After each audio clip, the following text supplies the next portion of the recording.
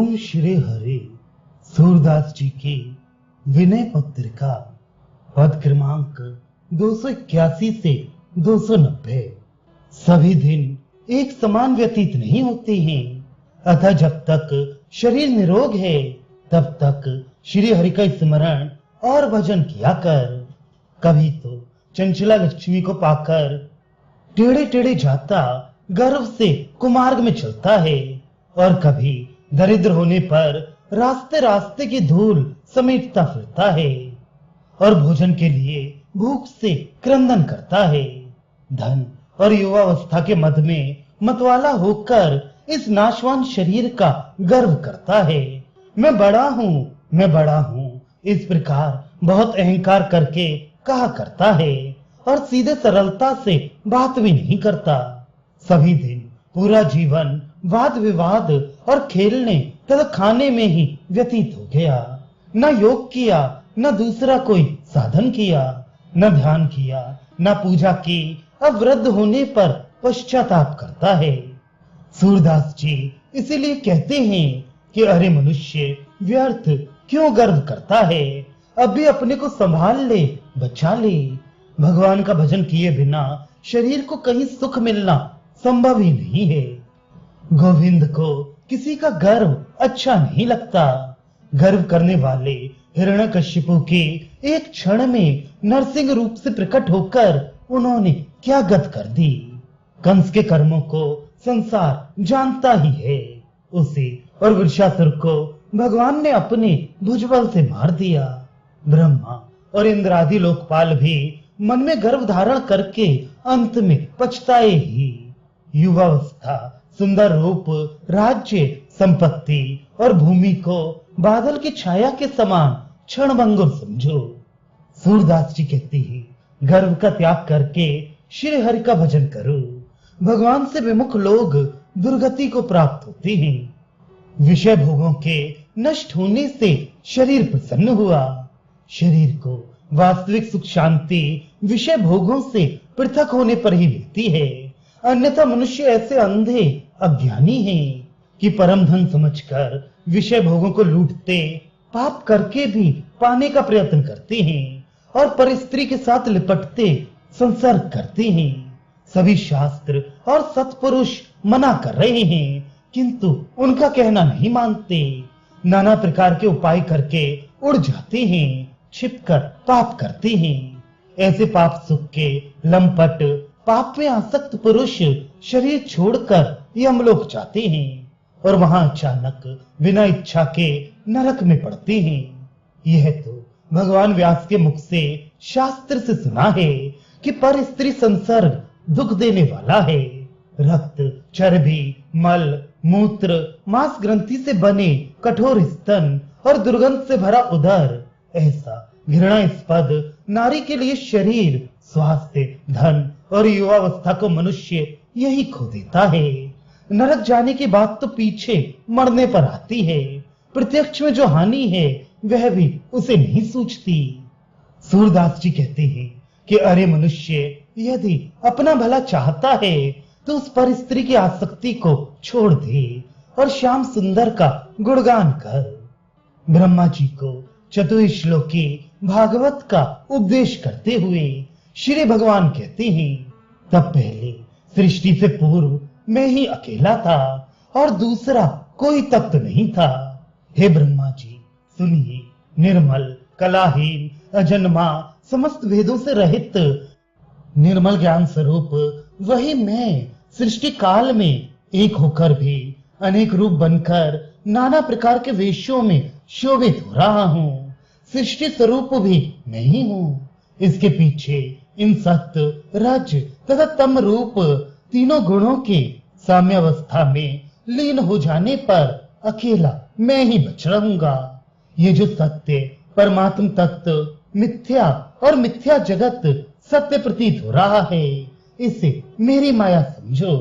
सूर्य, चंद्रमा और राहु का संयोग हुए बिना ही जैसे मन से ही उनका संयोग ग्रहण काल में मान लिया जाता है, वैसे ही मैं माया से युक्त नहीं हूँ, फिर भी माया युक्त लोगों ने मान लिया है। पांचों तत्वों पृथ्वी, जल, अग्नि, वायु और आकाश से बने प्रपंच संसार का सब वैभव वैसा ही है जैसे हाथी स्फटिक से अलग रहकर भी उसमें दिखता है। माया में न होकर भी पृथ्वी मुखी भांति चेतन तत्व जगत में भासित हो रहा है। मैं सबसे उसी प्रकार पृथक हूँ जैसे सूत अपने में गुथी मणियों से पृथक होता है। मुझ में संसार की कोई सत्ता नहीं, किंतु संसार मुझसे ही सत्तावान है। मेरी माया को इस प्रकार समझो, शरीर में जीव वैसे ही निर्लिप्त है जैसे जल का मच्छर जल में निर्लिप्त रहता है। वह स्वयं ही जल का आश्रय लिए है, जल उससे लिप्त नहीं। इसी प्रकार जीव स्वयं माया के आश्रित है, माया उसे पकड़े नहीं है। मेरे इसी यश अद्भुत प्रभाव को सनक आदि मुनि नित नित कहकर और अपार मानकर वर्णन करते हैं। सूरदास जी कहते हैं कि पहले ज्ञान शास्त्रीय ज्ञान होता है, तब विज्ञान आत्म अनुभव होता है और तब तीसरी सर्वश्रेष्ठ स्थिति भक्ति की भावना प्राप्त होती है। उस भक्ति भाव से ही समष्टि संपूर्ण ब्रह्मांड रूप वही परम तत्व व्यष्टि रूप में एक सगुण साकार रूप में स्थित है। ऐसी दृष्टि निश्चय करके उसी में मन लगाओ। अपना स्वरूप अपने हृदय में ही मैंने प्राप्त किया। सदगुरु ने रहस्य समझा दिया, अतः उनके शब्दों से ही प्रकाश आत्मानुभव प्राप्त हो गया। जैसे कस्तूरी मृग की नाभि में ही थी, किंतु वह भूला हुआ उसे ढूंढता फिरता था। जब सावधान होकर देखा तब उसे अपने शरीर में ही पा गया।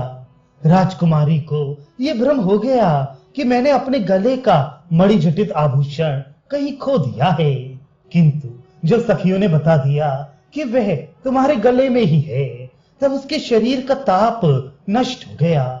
स्वप्न में स्त्री को भ्रम हो गया कि मेरा बालक कहीं खो गया है, किंतु जागने पर उसने देखा कि बच्चा तो ज्यों का त्यों उसके पास सो रहा है।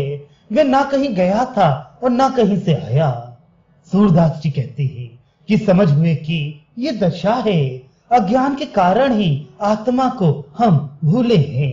वह तो अपना स्वरूप ही है। जब ये बात ज्ञात हो गई तब मन ही मन वह मुस्कुरा पड़ा, चित्त आनंद मग्न हो गया। किंतु इस सुख की महिमा कही नहीं जा सकती, वह तो अवर्णनीय है।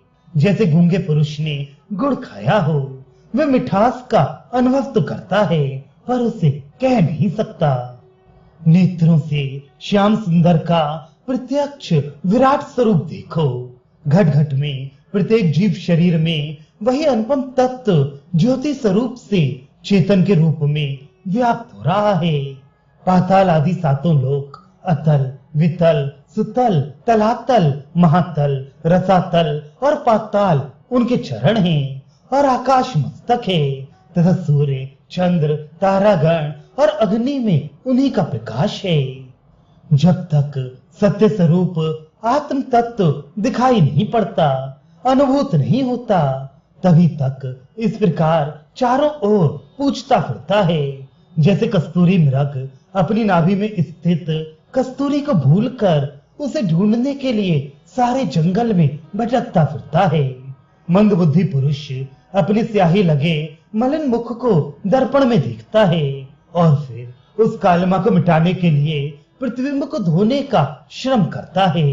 दीपक में तेल रुई रखकर पास अग्नि रख देने पर भी बिना दीपक को जलाए तो कुछ काम होगा नहीं।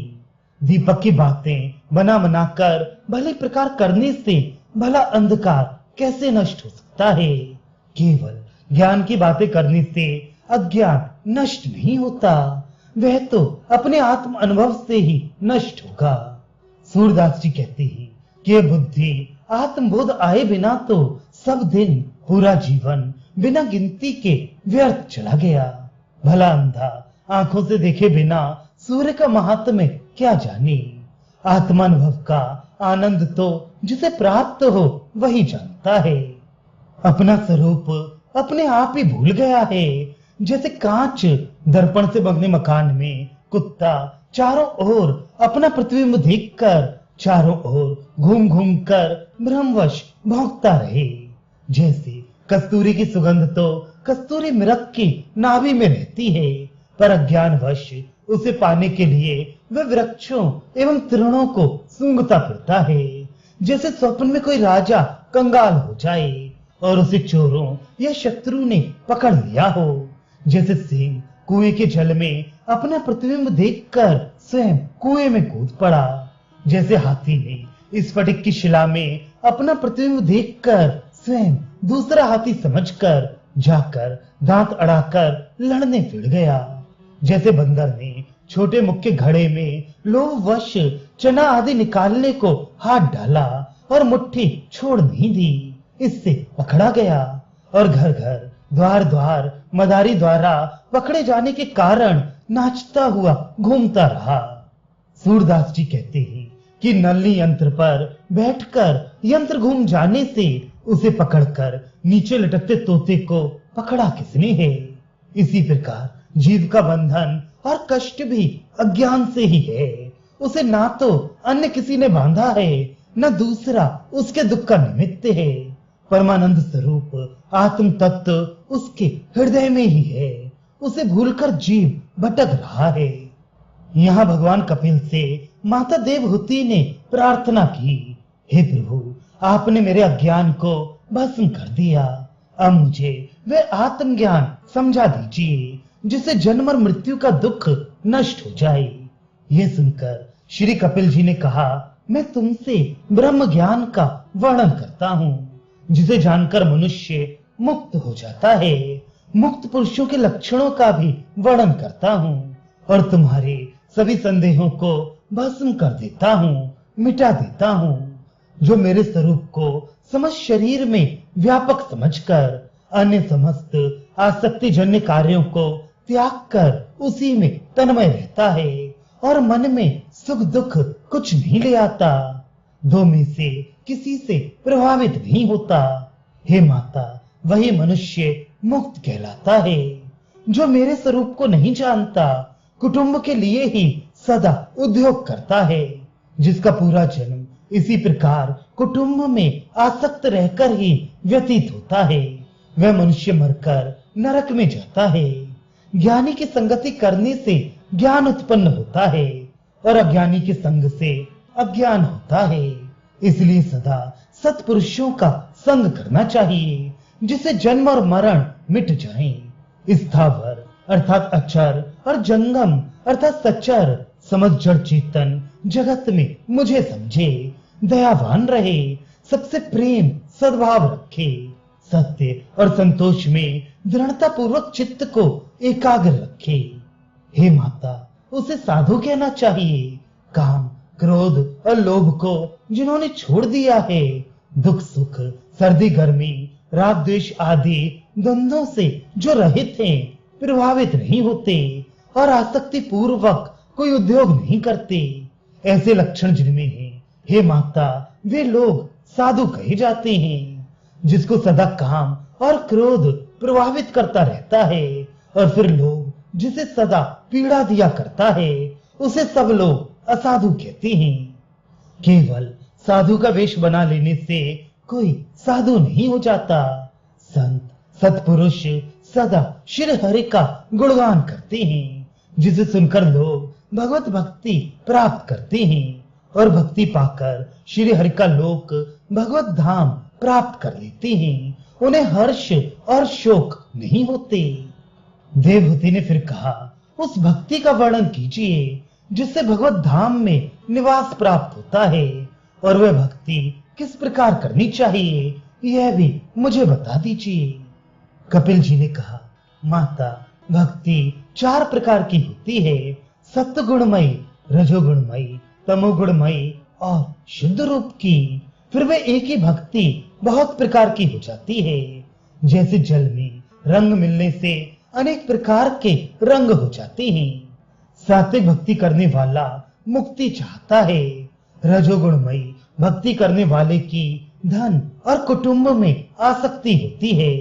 तमोगुणी इस प्रकार की कामना करता है कि मेरा शत्रु किसी प्रकार भी मर जाए। शुद्ध भक्ति करने वाला केवल मुझको ही चाहता है। वह मुक्ति का भी अवगाहन, भक्ति की भी कामना नहीं करता। वह मन, कर्म और वाणी से मेरी सेवा करता है, मन से सब आशाओं को त्याग देता है।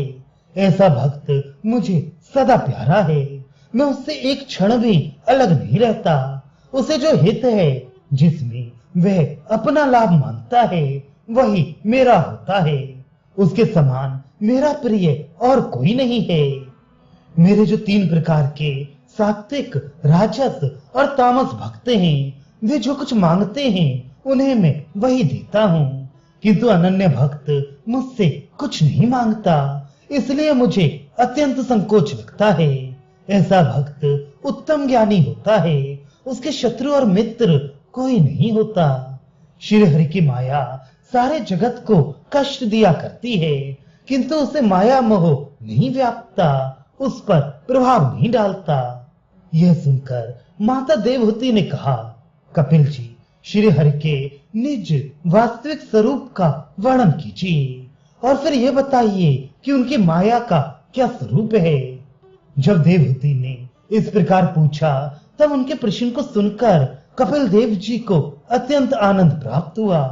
वे बोले, श्री हरि के भय से ही सूर्य चंद्र घूमते हैं और उनके भय से ही वायु अतिशय वेग नहीं बढ़ाता। जिसके भय से अग्नि विश्व को जला नहीं देता, वे ही श्री हरि हैं, जिनके वश में माया है। माया को त्रिगुणात्मिका समझो। सत्व, रज और तम ये उसके 3 गुण हैं, ऐसा मान लो। उन तीनों गुणों ने सबसे पहले महतत्व को उत्पन्न किया। उस महतत्व से अहंकार प्रकट हुआ। अहंकार के 3 भेद सात्विक, राजस, तामस हुए। उनमें सात्विक अहंकार से मन और 11 देवता, 10 इंद्रिय एवं मन के देवता उत्पन्न हुए। रजोगुण प्रधान अहंकार से इंद्रियों का विस्तार प्राकट्य हुआ। तमोगुण प्रधान अहंकार से तन्मात्राएं, शब्द, स्पर्श, रूप, रस और गंध निकली। इन तन्मात्राओं ने पंच तत्व आकाश, वायु, अग्नि, जल और पृथ्वी को उत्पन्न किया। इन सब में तत्व, अहंकार, मन, देवता, तन्मात्रा एवं पंच तत्व के मिलने से ब्रह्मांड रूपी एक अंडा बना। वह अंडा जड़ था, चेतन नहीं हो रहा था। तब श्री हरि के चरणों की छाया में मन को प्रोकर ब्रह्मा जी ने इस प्रकार की प्रार्थना प्रारंभ की, हे महाराज, आपकी शक्ति के बिना ये अंडा चेतन नहीं हो रहा है, अतः कृपा कीजिए जिससे यह चेतन हो जाए। ये सुनकर भगवान ने उस अंडे में अपनी शक्ति की स्थापना की। इससे नेत्र आदि इंद्रियों का विस्तार प्राकट्य हुआ। 14 लोक उस अंडे में ही बने। ज्ञानी लोग उस अंडे को ही विराट कहते हैं। चेतन को ही आदि पुरुष कहा जाता है, जिसमें तीनों गुण नहीं रहते। जो तीनों गुणों से परे जितना जड़ स्वरूप जड़ जगत है, उसे माया समझो। इसी ज्ञान को हृदय में ले आओ। जब तक हृदय में अज्ञान है, तब तक वह चेतन को जान नहीं सकता। वह पुत्र स्त्री को अपना समझता है और उनसे बहुत अधिक ममत्व बढ़ाता है। जैसे कोई स्वप्न में दुख और सुख को देखे और वह उनको ही सत्य मान ले, किंतु जब जाग जाता है तब स्वप्न के उस दुख सुख को सत्य नहीं मानता। उसी प्रकार ज्ञान हो जाने पर ज्ञानी जगत को मिथ्या समझ लेता है। जैसे अनेक घड़ों में से प्रत्येक में सूर्य का प्रतिबिंब दिखाई पड़ता है, उसी प्रकार प्रत्येक शरीर में एक ही चेतन स्थित है। घड़ा उत्पन्न होता है और नष्ट हो जाता है, परंतु सूर्य सदा एक समान रहते हैं। उसी प्रकार जन्म और मृत्यु जड़ शरीर के ही होते हैं। शरीर में स्थित चेतन पुरुष जीवात्मा अमर और अजन्मा शास्त्रों में कहा गया है। उस चेतन को जो ऐसा अजन्मा और अमर जान लेता है और फिर उन शरीर, स्त्री, पुत्र आदि से मोह नहीं होता। जब तक ऐसा ज्ञान ना हो जाए, तब तक मनुष्य को अपने वर्ण धर्म शास्त्र ने उसके वर्ण का जो धर्म बताया है उसको छोड़ना नहीं चाहिए।